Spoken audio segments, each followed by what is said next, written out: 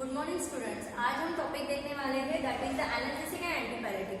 Analgesic हमने इसके पहले भी देख लिया है। What is the analgesic? These are the drug which decrease the sensitivity of pain. Pain की जो सेंसिटिविटी है उसको वो डिक्रीज करता है without loss of consciousness. Consciousness हमारा लॉस नहीं होता, तो वो है हमारे एनाल्जेसिक। एनाल्जेसिक में हमने ट्रू एनाल्जेसिक, ओपर्ड एनाल्जेसिक भी देखा है या नार्कोटिक एनाल्जेसिक भी देखा है। नार्कोटिक एनाल्जेसिक मतलब जैसे मॉर्फिन, कोडीन जैसे ड्रग है जो some of the narcosis show करते हैं, मतलब there is some of the drowsiness और द सिडेशन एक्शन और which shows the addiction also, तो उसको नार्कोटिक एनाल्जेसिक में कैटेगराइज किया जाता है। देन ओपर्ड एनाल्जेसिक भी बोला जाता है। What are the opioid analgesic? Which obtain from the opium species, तो उसमें मॉर्फिन, कोडीन ये ड्रग्स है। Same as it is analgesic activity के साथ जो एंटीपायरेटिक एक्टिविटी शो करते हैं उसमें एनाल्जेसिक एंटीपायरेटिक बोला जाता है। वो ड्रग आज हम पढ़ने वाले हैं जिसमें एग्जांपल है पैरासीटामोल एंड एस्पिरिन। सभी को पता है पैरासीटामोल क्यों लेते हैं? अगर कोई डिसीज और डिसऑर्डर की वजह से या कोई एलर्जिक रिस्पॉन्सेस की वजह से हमारा अगर बॉडी टेम्परेचर इंक्रीज होता है, मतलब एलिवेट होता है from the normal temperature. Normal temperature सभी को पता है जो हमारे बॉडी टेम्परेचर रहता है 35 डिग्री सेल्सियस, उससे अगर वो टेम्परेचर अगर ज्यादा है और उससे भी ज्यादा होता है, मतलब बियॉन्ड 50 या बियॉन्ड 100, उस कंडीशन में हमको बुखार आया है, हम ऐसे बोलते हैं। उसके लिए हम क्या लेते हैं? पैरासीटामोल लेते हैं। पैरासीटामोल क्या करता है? तो paracetamol is categorise into the antipyretic category. Antipyretic category से वो बिलोंग करता है। और ये एंटीपायरेटिक ड्रग क्या करते हैं? These are the drug which lower the elevated body temperature and bring it to normal. जो नॉर्मल टेम्परेचर की लेवल है उससे वो जो एलिवेटेड बॉडी टेम्परेचर है उसको लोअर करने के का काम करता है एंटीपायरेटिक मेडिसिन। और कहाँ तक लाता है वो? एकदम बॉडी टेम्परेचर जो नॉर्मल है उससे भी ज्यादा कम लेके जाता है क्या? नहीं, bring to normal body temperature तक लाता है। और दूसरे भी ड्रग है जैसे हाइपोथैलेमिक ड्रग। ये क्या ड्रग करते हैं?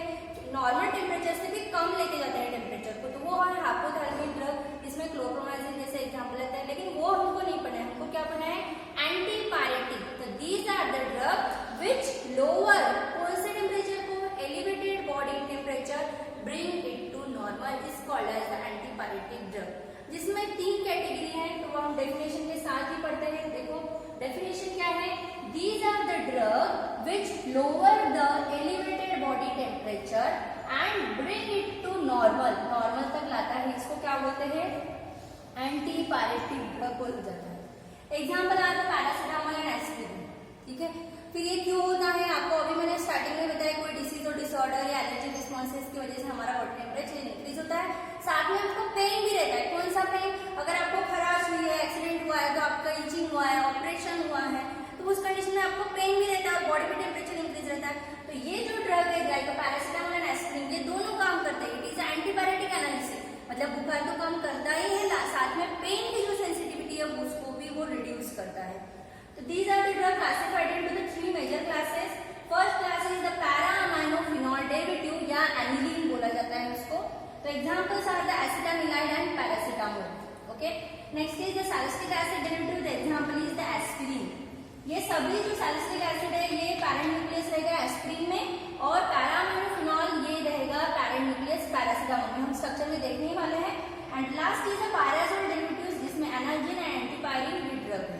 ओके, तो ये सिंपल सा क्लासिफिकेशन है जो कभी कभार आता है, लेकिन डेफिनेशन सबको लर्न करनी है। क्या है antipyretic? These are the drug which lower the elevated body temperature bring it to normal is called as the antipyretic drug. और examples are the aspirin and paracetamol. तो आज हम एस्पिरिन का भी स्ट्रक्चर देखने वाले हैं। देखिए एस्पिरिन का स्ट्रक्चर, जैसे मैंने ऑलरेडी आपको बताया है कि एस्पिरिन ये ड्रग सैलिसिलिक एसिड डेरिवेटिव है। क्या है? Salicylic acid derivative. तो इसमें क्या रहेगा? सैलिसिलिक का स्ट्रक्चर रहेगा। तो ये स्ट्रक्चर को मैं थोड़ा सा बाइफरकेट करती हूँ। अभी ये सैलिसिलिक एसिड मतलब क्या है? एसिड मतलब आपको सबको बनाना चाहिए कि COOH carboxylic acid is the acid functional group. फिर इसके साथ क्या है? तो 6 मेंबर रिंग है। मैं यहाँ पे ड्रॉ करती हूँ। देखिए अगर 6 मेंबर रिंग के साथ COOH तो रहेगा ही, तो इसको क्या बोल सकते हैं? हम क्या बोलेंगे? एक 6 मेंबर रिंग को हम बेंजीन बोलते हैं, और COOH ये हमने पढ़ा है बेंजोइक एसिड पढ़ा है। क्या बोला है? ये बेंजीन। अगर वैसा भी नहीं समझ में आ रहा है तो 6 मेंबर रिंग के साथ अगर मैं CH2 लगाती हूँ, CH2 और एक बॉन्ड, इसको हम बोलते हैं बेंजोइल।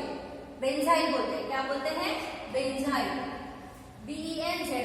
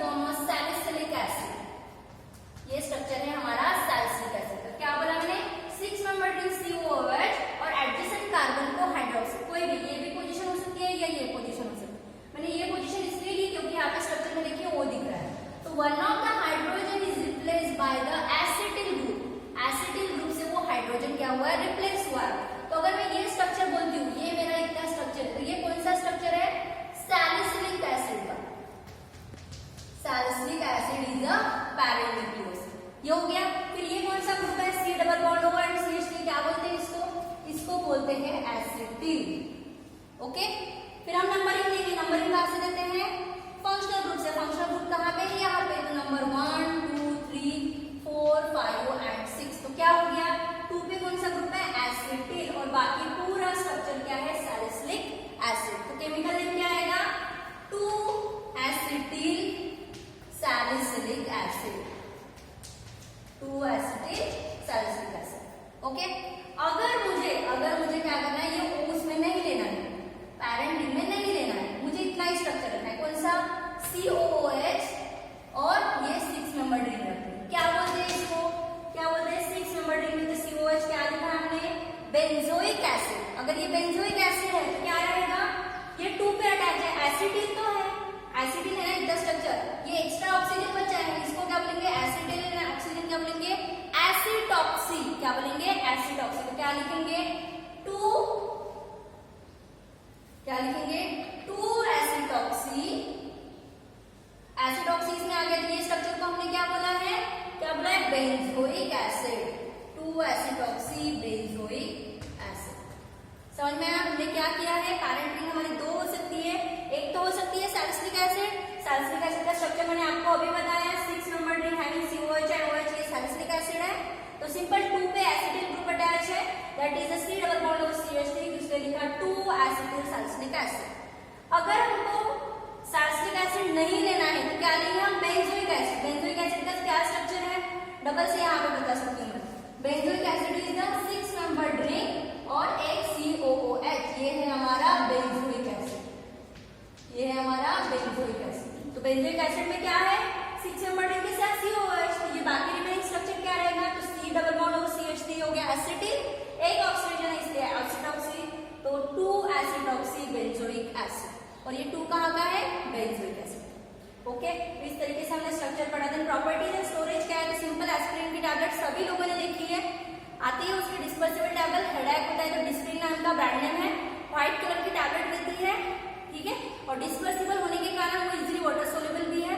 तो प्रॉपर्टीज में आप लिख सकते हो, it is a white crystalline powder, bitter in taste, soluble in water लिख सकते हो। Storage, it is stored in well close container, क्योंकि एस्पिरिन की टैबलेट हम लाते हैं घर पे ऐसे ही रख देते हैं, it will be stored in well close container. Uses क्या रहेंगे? पहला यूज रहेगा it is use as analgesic antipyretic, जो चैप्टर का ही यूज है। सेकंड यूज क्या है? माइल्ड टू मॉडरेट पेन में यूज होता है। कौन सा? लाइक द हेडेक है, टूथएक है, माइग्रेन मतलब माइग्रेन पेन है। Okay, then it is used in the combination with the accompanied by the pain and inflammation like rheumatoid arthritis. Rheumatoid arthritis सबको पता है, जॉइंट पेन जिसको बोला जाता है। एक पर्टिकुलर एज के बाद जो एडल्ट्स में जॉइंट पेन होता है, दैट इज द आर्थराइटिस। और उसकी वजह से हमारी बॉडी में एक माइन्यूट सा बुखार भी रहता है और हमेशा पेन होते रहता है, तो उसके लिए भी ये यूज किया जाता है।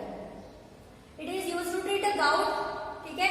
गाउट मतलब यूरिनरी ब्लैडर में स्टोन क्रिएट होते हैं because of the sodium urate, तो उसको गाउट बोला जाता है। Then in higher dose it is use to reduce the risk of myocardial infraction.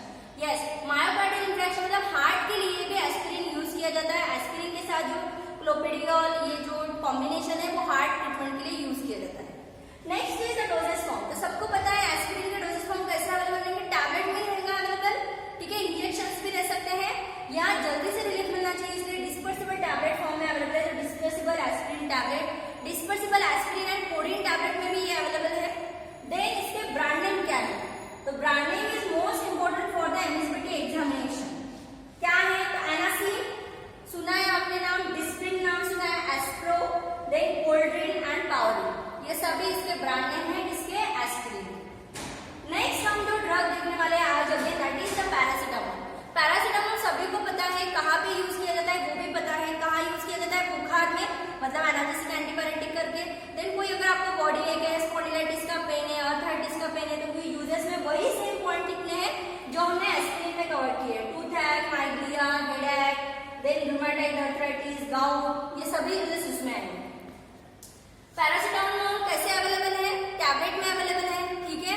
Injection में है क्या? नहीं, इंजेक्शन में अवेलेबल नहीं है। लेकिन बच्चों के लिए सिरप एंड एलिक्सर में अवेलेबल है। पेडियाट्रिक्स के लिए अगर आपने देखा होगा तो सिरप एंड एलिक्सर में उसको अवेलेबल है। इसके भी ब्रांड नेम एनुअल पेपर में बहुत इंपॉर्टेंट है। आपको पता है बहुत सारे ब्रांड नेम, जैसे क्रोसिन बोलते हैं हम, कैल्पॉल बोलते हैं। कैल्पॉल एक बच्चों के लिए सिरप आता है।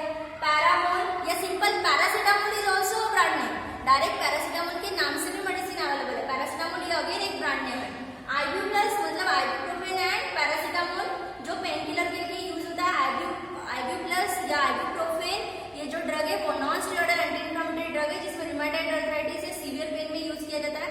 साथ में एसिक्लोफिनाक एंड डाइक्लोफिनाक भी रहता है। तो एसिक्लोफिनाक से लेके एसिटिमोल ये मेडिसिन या डाइक्लो पैरा ऐसा भी कॉम्बिनेशन मार्केट में अवेलेबल है। These are the anti rheumatic drug ऐसा बोला जाता है उसको, जैसे आइबुप्रोफेन है, एसिक्लोफिनाक है और डाइक्लोफिनाक है। ओके, तो उसके साथ भी पैरासिटामोल अवेलेबल रहता है, मतलब वो पेन किलर का भी काम करता है और साथ में अगर माइन्यूट टेम्परेचर तो उसको भी कंट्रोल करेगा। तो ये भी ब्रांड नेम उनको इंपॉर्टेंट है। Next towards the end structure. Structure बहुत इजी है। पैरासिटामोल अगर बोलेंगे तो it will be belonging from the class of the para amino phenol derivative, मतलब इसमें फिनोल पैरा न्यूक्लियस होगा और पैरा अमाइनो ग्रुप है। सेम एज इट इज यहाँ पे देखो, अगर हमने ये फिनोल अगर ये पैरा न्यूक्लियस लिया तो OH यहाँ पे इसलिए 1 2 3 4 5 एंड 6 नंबर देंगे, तो 4th नंबर पे NH ग्रुप अटैच है, राइट।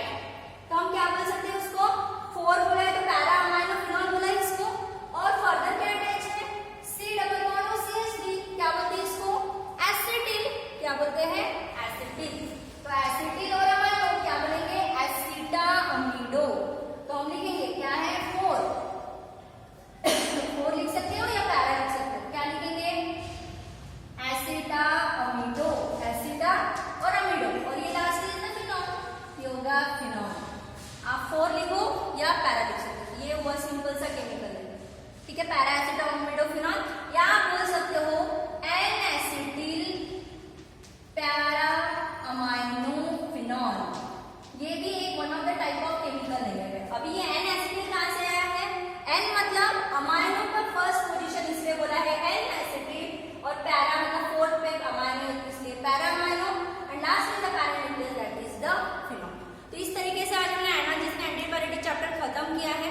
क्या क्या है इसमें, सबसे पहले definition, the drug which reduce the elevated body temperature and bring it to normal.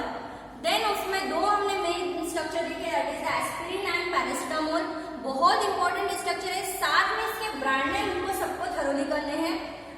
Aspirin का है डिस्प्रिन, एनासिन, एस्प्रो, पावरिन एंड कोल्ड्रिन। पैरासिटामोल का है आइब्यू प्लस, देन कैल्पॉल, क्रोसिन, पैरामोल, ये सभी ब्रांड नेम हमको कंपल्सरी लर्न करने हैं। यूजेस दोनों के भी सेम है, क्या है, analgesic antibiotic use in the treatment of head